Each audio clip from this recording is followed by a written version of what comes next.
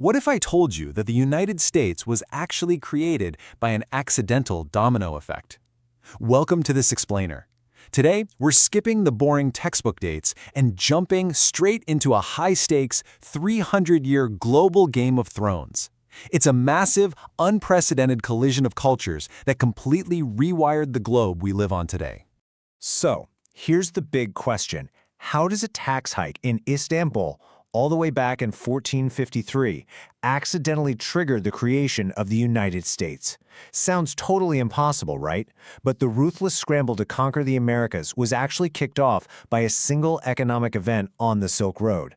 For centuries, Europe depended entirely on the East for silk, spices, and precious metals. But in one fell swoop, the geographical chessboard was totally flipped. Here's how it went down. When the Ottoman Empire captured Constantinople, which is today's Istanbul, in 1453, they slapped these massive taxes on Eastern trade. It was a literal blockade. This forced European powers into a desperate panic to find a new, cheaper Western sea route. And it was exactly that desperation that sent Christopher Columbus sailing straight into the Bahamas in 1492, totally thinking he was heading to the Indies.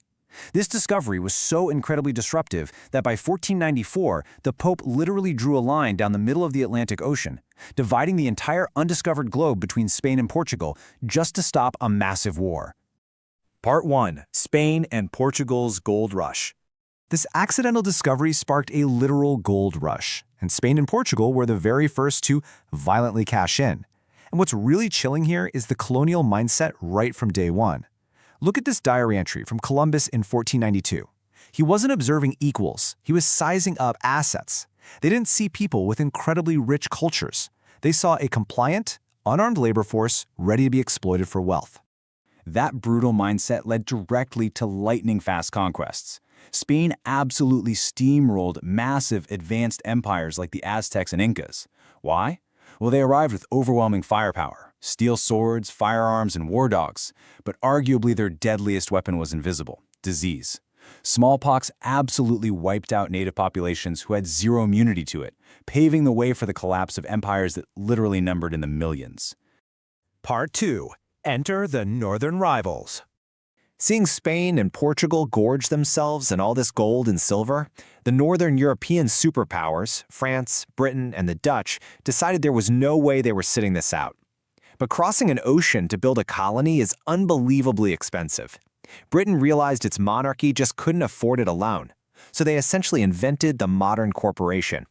Joint stock companies allowed them to crowdfund their colonization of places like Virginia. Think of it like modern venture capital, but instead of funding a tech startup, investors were funding ships, soldiers, and settlers in a high-risk gamble for absolute fortunes. Now, these rival empires weren't all running the same playbook. Spain wanted raw plunder. They were just emptying vaults of gold and silver. France, realizing they were heavily outnumbered, sought business partners instead, building a massive, lucrative fur trade network with native tribes. Britain, on the other hand? Well, Britain just wanted the real estate. They brought massive numbers of settlers over to farm cash crops like tobacco, constantly pushing native populations completely off their ancestral lands.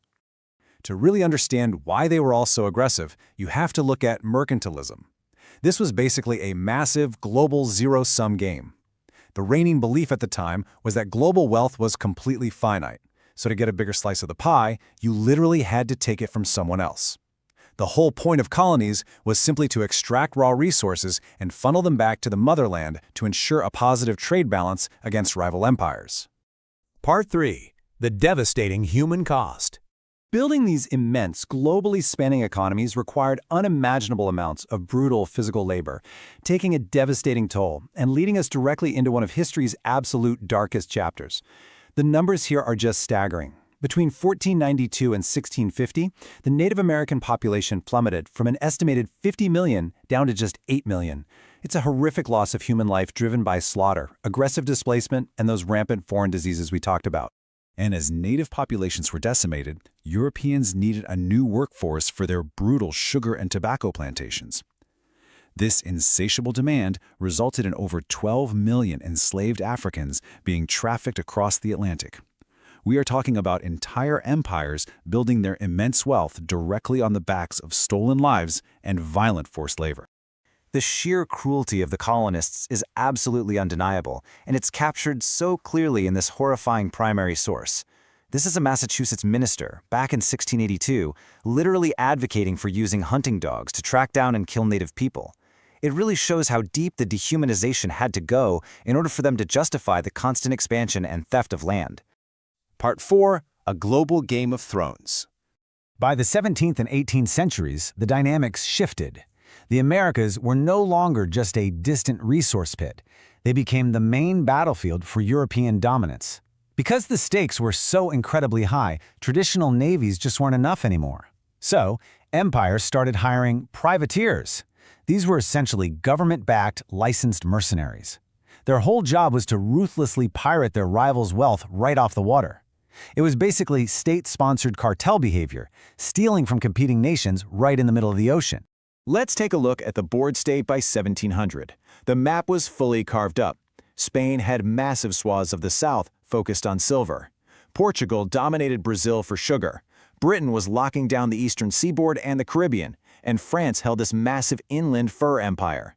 With borders rubbing so tightly against one another, these empires were on a completely unavoidable collision course. As tensions boiled over, proxy wars became the absolute norm. And the crucial point here is that any war that started in Europe immediately spilled right over into the Americas. Whether it was a trade dispute over a severed ear, yes, the War of Jenkins' Ear was a real thing, or a massive global conflict like the 7 Years' War, ultimately, Britain won the 7 Years' War, entirely kicking France out of North America and claiming total dominance. Part 5. The Road to Revolution. So, Britain won the ultimate prize. But the astronomical cost of that massive victory would become the very domino that shattered their empire forever. Wars are definitely not cheap. The 7 Years' War left the British Crown with a staggering £161 million of debt. Facing a massive financial crisis back home, the King and Parliament decided that since the war secured the American frontier, their American colonists should absolutely be the ones to foot the bill. And this is where it all hits the breaking point, escalating step by explosive step. Britain imposes heavy, unprecedented taxes on basic goods. The colonists, who by now have a highly independent identity, violently refuse to pay without a literal seat in Parliament. The protests escalate from dumping tea to open riots. Britain panics, sends in the military, which sparks the Boston Massacre. And finally, the ultimate escalation. 13 separate colonies unify and declare total independence in 1776. It is an absolutely wild trajectory, right? From a 1453 Ottoman tax hike on the Silk Road all the way to a brand new nation being violently born in 1776.